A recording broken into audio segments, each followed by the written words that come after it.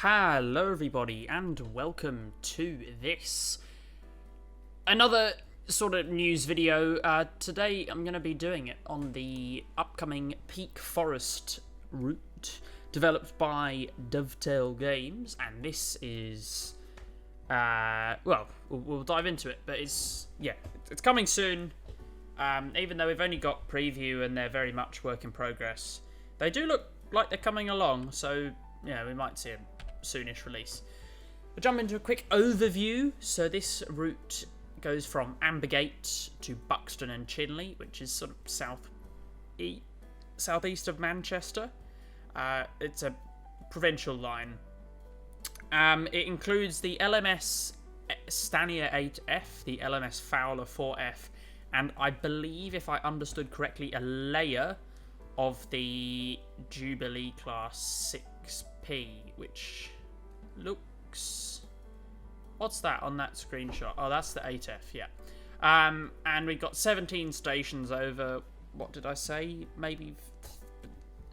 I haven't actually got a complete or a final figure on the mileage, but it's less than 60 miles and longer than 30 miles. We'll jump over. This is a route map that I made. Ask me if you want to use it somewhere else.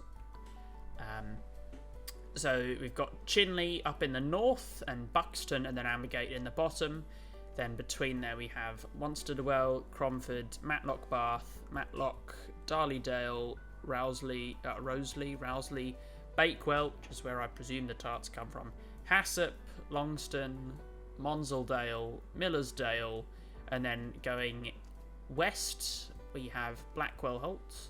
Then going back north we got Peak Forest, which is the route's namesake, Chapel Elder Frith, and Chinley, and there's a triangle junction of which Blackwell Holt sits on one of the three arms. So that's a route map. As I said, 17 stations. It's not particularly long. Well, it sort of is particularly long, but it's particularly slow. Sorry, which makes it seem particularly long when you're driving. Have a look at the rolling stock now. Here we have ourselves the LMS Fowler 4F.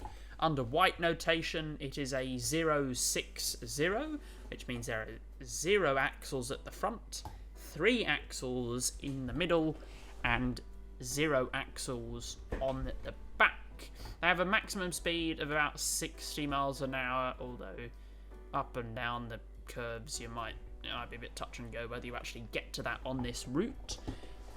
They've got that in normal speed is 100 kilometers an hour roughly. They have a tractive effort of 109 kilonewtons, so that is the amount of force that they exert on the rail. They were constructed between 1924 and 1941, so quite a large period of construction. They were very commonplace around the railways.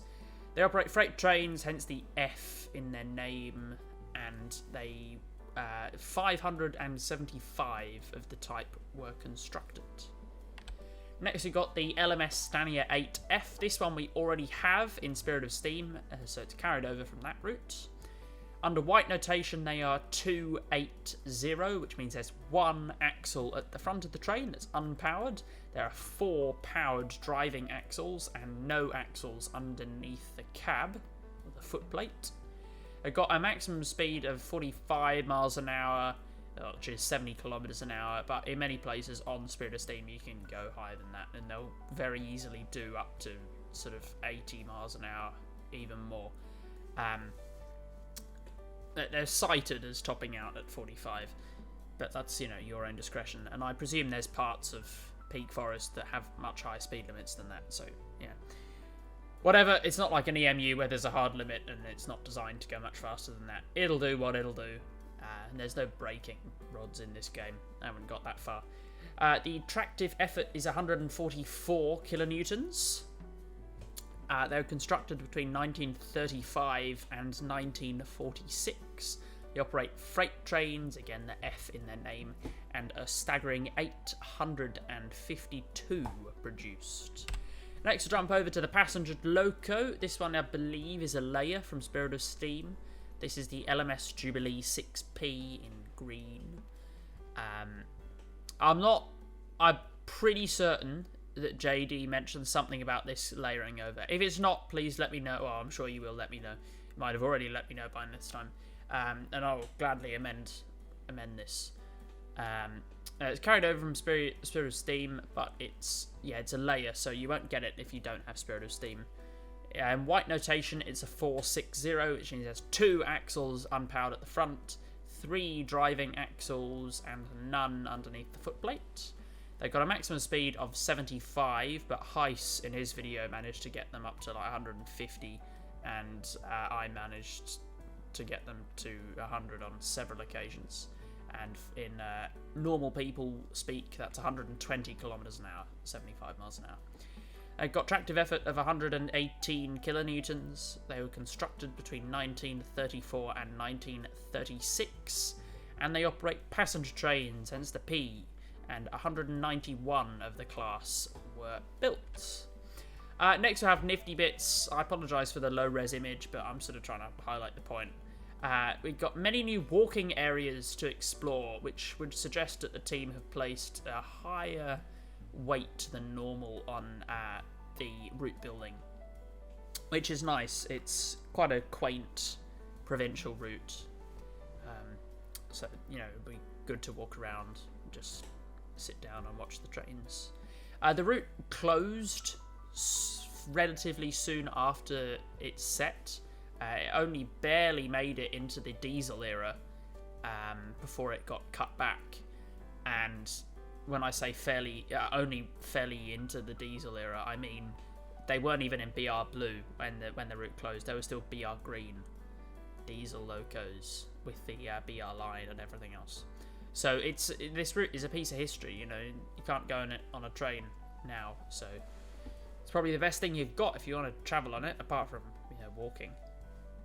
It's only the second Steam route, and it comes with the new loco, which is cool. It's a very different character, that loco, to the other 2 that we've got, which are similar in many ways. And as I said earlier, it's a provincial route. It's will probably feel quite slow with your heavy freights coming out of the forests and such. And the future implications. Clearly, Steam is not dead. It would appear that Dovetail has been working for quite some time on this route, and adding the new locos, obviously that's good, because it means in future routes we'll have more things to layer on or have a play with in the scenario planner. And the expected release, I reckon sometime after February. As you can see in this screenshot, it's fairly good, but there are still some parts that need a bit of polishing. So, yeah, I would expect sometime in March or early April at the latest for this route to release. And I think it'll probably cost your standard 30 quid, 60 Australian.